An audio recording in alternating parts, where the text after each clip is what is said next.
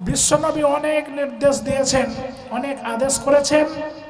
তার মধ্যে আজকে এক্ষুনি আপনাদের সম্মুখে আমি বিশ্বনবীর একটা হাদিস, যে হাদিসে বিশ্বনবী 7টি কর্মের আদেশ করেছেন, এই 7টি আদেশ কি কি করেছেন আমি সেটা আপনাদের সামনে এক এক করে যেভাবে হাদিসে বর্ণিত হয়েছে সেইভাবেই আমি বলার চেষ্টা করছি। একটু মন দিয়ে শুনুন। শোনার পরে এই নির্দেশগুলো বিশ্বনবীর আমরা পালন করতে পারি কি পারি না, মানতে পারছি কি পারি না, সেটা আমাদের ফলো করতে হবে, সেটা আমাদেরকে মেনে চলার চেষ্টা করতে হবে। এই অল্প সময়ে আমি কয়েকটি কথা আপনাদেরকে এই ভাঙা গলায় উপঢৌকন দিতে চাই।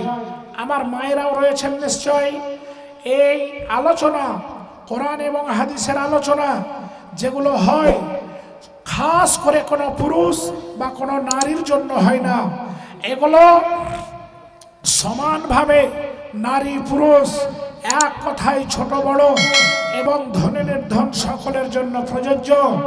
তাই এই হাদিসটি বারা ইবনে আযিব রাদিয়াল্লাহু তাআলা আনহু তিনি বর্ণনা করে বলছেন যে বিশ্বনবী 7টি কর্মের আদেশ আমাদেরকে দিয়েছেন। তার মধ্যে 1 নম্বর হলো ইয়াদাতুল মারিজ। ইয়াদাতুল মারিজ আরবি শব্দ, মানে অসুস্থ ব্যক্তির খোঁজ খবর নেওয়া, অসুস্থ ব্যক্তিকে দেখতে যাওয়া, তার পরিচর্যা করা, তার খোঁজ খবর নেওয়া, তার কাছে গিয়ে তাকে একটু সাহস দেওয়া, দোয়া দেওয়া, তার সঙ্গে দুটি ভালো কথা বলা, এটা বিশ্বনবী কিন্তু আদেশ করেছেন। ফলে এটা যদি মানতে পারে তাহলে বিশ্বনবীর একটা আদেশকে পালন করা হলো, বলুন আলহামদুলিল্লাহ। এখন আমাদের গ্রামে খোঁজ নিয়ে দেখবেন অনেকে হয়তো শয্যাশায়ী অসুস্থ হয়ে পড়ে রয়েছেন, বিছানায় পড়ে রয়েছেন, দুরারোগ্যে পড়ে রয়েছেন, কিন্তু আমরা মুসলমান দিনী ভাই হিসাবে, দিনী বোন হিসাবে আমরা কজন রোগীর পরিচর্যা করতে পেরেছে, কজন রোগীর খোঁজ খবর নিতে পেরেছে, সেইটা একটু আমাদের ভাবার বিষয়। এবারে কিছু নিয়ম আছে যে রোগী দেখতে গেলে আপনি সেই রোগীর সঙ্গে কিরকম কথা বলবেন, তাকে কি উপঢৌকন দেবেন, তার সঙ্গে কি ব্যবহার করবেন। আমাদের দেশে প্রচলন আছে, আমাদের সমাজে প্রচলন আছে যে অসুস্থ ব্যক্তিকে দেখতে গেলে আপেল, বেদানা, আঙ্গুর, মনক্কা ইত্যাদি ফল ফ্রুট নিয়ে যেতে হবে। এটা মুর্শিদাবাদের কথা বললাম, আপনাদের দিনাজপুরে আছে না নাই? যে অসুস্থ ব্যক্তিকে দেখতে গেলে ফল মূল নিয়ে যেতে হয়, এরকম আপনাদের দেশে আছে? কিন্তু এইটা হাদিসে বা কোরআনে নাই। হাদিসে কোরআনে যেটা আছে আমি সেটা আপনাদের সামনে তুলে ধরছি। আর এইটা সৌজন্যতা, আপনি আপনার ভাইয়ের জন্য নিয়ে যাবেন, যদি আপনি পারেন, এতে কোনো অসুবিধা নাই, কোনো ক্ষতি নাই, নিয়ে যেতে পারলে বেশি ভালো। কিন্তু যদি আপনি না কিনতে পারেন, আপনার টাকা না থাকে, তাহলে আপনাকে ফলমূল কিনা জরুরি নয়, এটা শর্তের মধ্যে পড়ে না। কিন্তু আপনি তাকে যে তোহফাটা দেবেন, যে হাদিয়াটা দেবেন, যে উপঢৌকনটা দেবেন, সেটা বিশ্বনবী শিখিয়ে দিলেন। কি দেবেন আপনি? অসুস্থ ব্যক্তিকে দেখতে আসার পরে তার বাড়িতে যখন আসবেন সর্বাগ্রে তাকে সালাম করবেন। সালাম করার পর কালাম হবে, কথাবার্তা হবে। তাকে জিজ্ঞাসাবাদ করবেন, ভাই আপনি কেমন আছেন, কোথায় ডাক্তার দেখাচ্ছেন, কেমন এখন আপনাকে লাগছে ইত্যাদি। এইভাবে কিছুক্ষণ কথাবার্তা বলার পরে আপনি সেই অসুস্থ ব্যক্তিকে তার সামনে এই উপঢৌকন আপনাকে দিতে হবে। বিশ্বনবী শিখিয়ে দিয়েছেন যে অসুস্থ ব্যক্তিকে গিয়ে তুমি একজন দিনী ভাই হিসাবে তুমি তার জন্য দোয়া করো। সেই দোয়াটি কি দোয়া? আপনি আজকে মুখস্থ করলেন, আপনার অসুস্থ ভাই বোনদের সামনে গিয়ে পড়ে দেন। এটাই হবে পৃথিবীর মধ্যে অসুস্থ ব্যক্তির জন্য সব চাইতে বড় উপঢৌকন। নারে তাকবীর। এই উপঢৌকনটা আমাদের জানতে হবে মুসলমান হিসাবে। অনেকে জানি না জানা নয়, কিন্তু পরীক্ষা যদি করা হয় তো দেখা যাবে যতজন এখানে বসে আছেন ও হতে পারে 50%। আমি কম করে বললাম যে অনেকেই জানেন না। সেই দোয়াটা হলো এই, আল্লাহুম্মা আজহিবিল বাসা রব্বান নাসে ওয়াশফি আনতাশ শাফি লা শিফা ইল্লা শিফাউকা শিফাআন লা ইউগাদিরু সাকামা। এবারে কতজনের মুখস্থ আছে দোয়াটা? একটু হাত উঠান দেখি। লজ্জা নয়, ওই দেখেন হাত উঠেছে 2-1টা। তাহলে আমি 50% বলেছি, অনেক বেশি বলেছি। তো এই মাহফিলগুলো এই জন্যই যে যেগুলো আমাদের জানা নাই সেগুলো জেনে নেওয়া আর জানার পরে মেনে নেওয়া, এটাই হলো সব চাইতে বড় সফলতা। যে আপনার না জানা থাকলে জানার পরে মানবেন। এই দোয়াটা যারা রেকর্ড করছে, রেকর্ড হয়ে যাচ্ছে। যদি এখানে না পান, আপনি মৌলা সাহেবদের কাছে আসবেন, এসে বলে মৌলা সাহেব ওই দোয়াটা লিখে দেন তো। ওনারা আরবিতে, বাংলাতে, সব ভাষাতে আপনি যাতে সহজ হবে ওনারা লিখে দেবেন। এটা হলো রুগীদের সামনে পরিবেশন করার 1 নম্বর দোয়া। তারপরে আপনি কি বলবেন? লা বাসা তাহুরুন ইনশাআল্লাহ। এই দোয়াগুলো বলে আপনি সেই রুগীর মাথা থেকে নিয়ে সমস্ত শরীরে হাত ফিরিয়ে দেবেন, হাত বুলিয়ে দেবেন।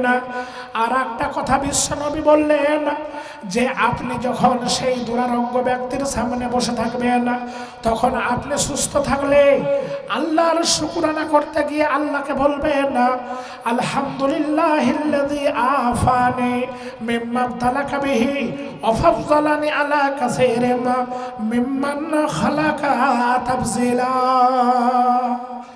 এই দোয়াটা পড়বেন কখন? যখন কোনো দুরারোগ্য ব্যক্তিকে দেখবেন, যখন কোনো দুরারোগ্যর খবর পাবেন, তখন আল্লাহর কাছে আপনি শুকরানা স্বরূপ এই দোয়াটা পড়বেন। বলে, আল্লাহ আপনি আপনার সেই বান্দাকে যে রোগে পরীক্ষা করছেন, যে রোগে আক্রান্ত করেছেন, আমাকে তা থেকে আপনি হেফাজত করেছেন। এই জন্য এই দোয়াটি বলবেন। 3টা দোয়া বললাম। আর একটা দোয়া আপনি পড়বেন, এটা খুব মারাত্মক দোয়া এবং গুরুত্বপূর্ণ দোয়া মুসলমানদের জন্য, নর ও নারী নির্বিশেষে। আল্লাহুম্মা ইন্নী আউযু বিকা মিনাল বারাসি ওয়াল জুনুনি ওয়াল জুযামি ওয়া মিন সাইয়্যিল আসকাম। এই যে দোয়াগুলো বললাম, বিশ্বনবী শিখিয়ে দিলেন যে অসুস্থ ব্যক্তিকে দেখতে যাওয়ার সময় তুমি তার সামনে এই দোয়াগুলো বলবে। কিছু তোমার জন্য পানা চাইবে, কিছু অসুস্থ ব্যক্তির জন্য মঙ্গল কামনা করবে, এবং তুমি হাত বুলিয়ে দেবে। আর তুমি দীর্ঘক্ষণ তার কাছে বসে কোনো সাংসারিক আলোচনা করবে না, কোনো রাজনৈতিক আলোচনা করবে না, কোনো পারিবারিক আলোচনা করবে না, চাষ আবাদের আলোচনা করবে না।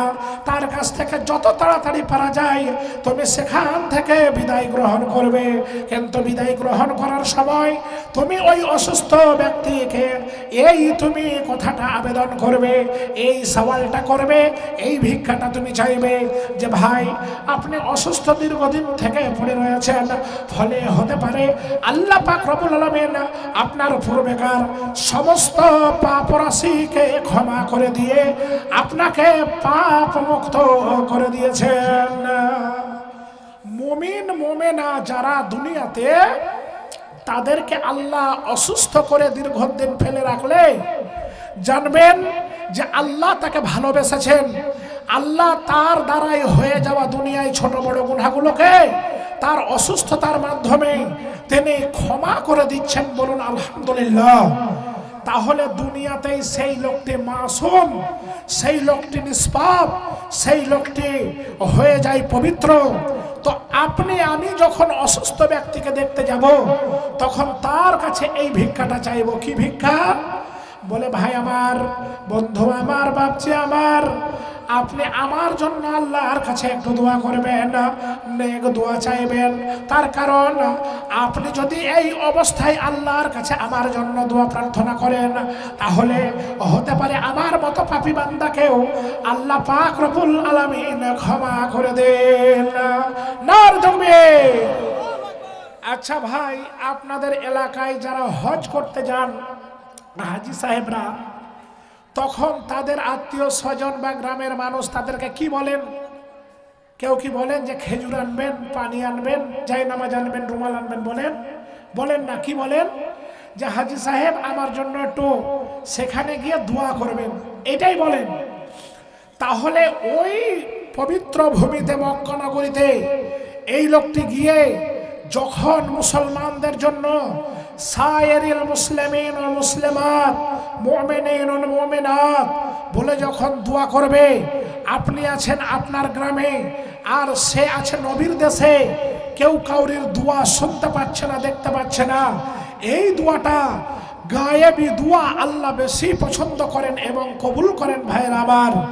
তাহলে সে যেমন হজ করে নিষ্পাপ হবে, গুনাহ খাতা মাফ হবে, আর সে যা দোয়া করবে আল্লাহ কবুল করবেন।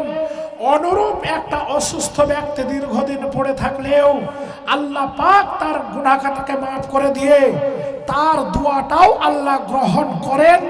এই জন্য আমাদেরকে তার কাছে দোয়া প্রার্থনা করতে হবে, এটা ভালো করে মনে রাখবেন।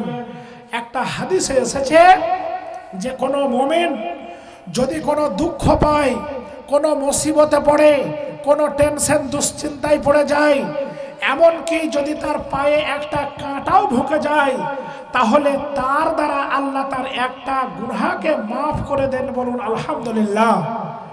তাহলে মুমিনদেরকে আল্লাহ কত ভালোবাসেন, যে রাস্তায় চলছেন, মাঠে চলছেন, তো আপনার পায়ে যদি একটা কাঁটা বিঁধে যায় আর আপনি উফ করে শব্দ করেন, আপনার যদি কষ্ট হয়, সেই জন্য আল্লাহ পাক প্রতিদান আপনাকে কি দিচ্ছেন? একটা গুনাহকে মাফ করে দিচ্ছেন। তাহলে এর চাইতে বড় ভাগ্যবান আর পৃথিবীতে কেউ আছে মুমিন মুমিনা ছাড়া? যে মুমিন মুমিনাকে আল্লাহ পাক বললেন তোমরা দুনিয়ায় যাও, আমার কথা মতো চলো, আমার ইবাদত করো আর মরে যাও, আর পরকালে কোনো তোমাদের চিন্তা থাকবে না। ভাইরা আমার, আমরা যারা আজকে কাশিডাঙ্গা মাদ্রাসার জন্য এখানে জমায়েত হয়েছে, নিশ্চয় আমরা সকলেই দাবিদার যে আমি মুমিন, আমি মুসলমান, আমি দিনদার, আমি পরহেজগার। দেখুন একবার পরীক্ষা করে, কাউকে একবার বেঈমান বলে দেখুন, কি মারামারি লাগাবে। মানে সে নিজেকে ইমানদার বলে দাবি করে, এই জন্যই বেঈমান বললে তার রাগ হয়। আমি 7টার মধ্যে একটা বললাম, এখনো 6খানা নির্দেশ বিশ্বনবীর একে একে আপনাদের শোনানোর চেষ্টা করব, যদি আল্লাহ পাক আমাকে বলার ক্ষমতা দান করেন। ভাই আমার, আজকে যে কোনো মুহূর্তে